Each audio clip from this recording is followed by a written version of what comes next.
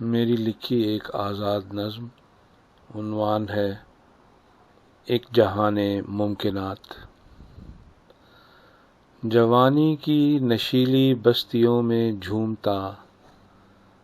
تتلیوں جیسے کسی آنچل سے مچھلی، رنگ کی لہروں سے چھنتا اور نسائی قربتوں کی خوشبوؤں میں بھیگتا،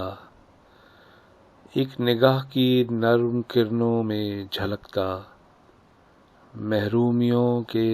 گہرے سایوں سے ابھرتا، ممٹیوں اور منزلوں، سیڑھیوں اور گردشوں، کھڑکیوں برآمدوں اور چھوٹی اینٹ کی دیواروں والا ایک جہان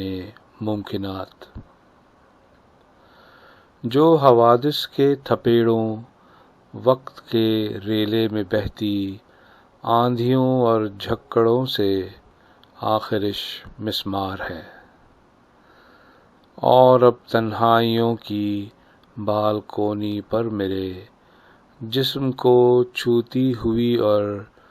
دوریوں کی سمت میں بہتی ہوئی